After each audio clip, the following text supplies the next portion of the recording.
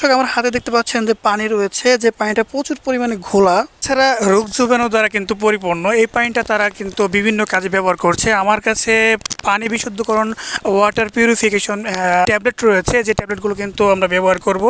এই বিষয়ে অনেকে জানে না যে কী পরিমাণ ব্যবহার করতে হবে। এবং এই যে পুকুরগুলো রয়েছে, এই পুকুরের একমাত্র পানির উৎসই কিন্তু এই পুকুর এবং বৃষ্টির পানি। সো আমি আজকে দেখাবো যে আসলে এই 5 লিটার পানি যদি আমি বিশুদ্ধ করতে চাই তাহলে এইখান থেকে কয়টা বড়ি আমাকে দিতে হবে। যাক, এইখানে কিন্তু আমি যে কথাটি বারবার বলছি যে পানি বিশুদ্ধ করার জন্য এখানে দুইটাই পদ্ধতি। একটা হচ্ছে আপনার হয় বৃষ্টির পানি খেতে হবে, অথবা পুকুরের পানির মধ্যে আপনাকে ওয়াটার পিউরিফিকেশন যে ট্যাবলেট রয়েছে এই ট্যাবলেটগুলো ব্যবহার করে তারপর আপনাকে পানি কিন্তু খেতে হবে। দর্শক, এই দীর্ঘদিন মেডিকেল ক্যাম্প পরিচালনা করার সময় আমরা দেখেছি যে অনেক রোগ জীবাণু ছড়িয়ে গিয়েছে মানুষের শরীরে। স্কিন যে ডিজিজগুলো রয়েছে এগুলো হয়েছে, পেটের পীড়ার যে সমস্যাগুলো রয়েছে এই সমস্যাগুলো কিন্তু তারা ভুগছে। সো আমি এখন দেখাবো যে আসলে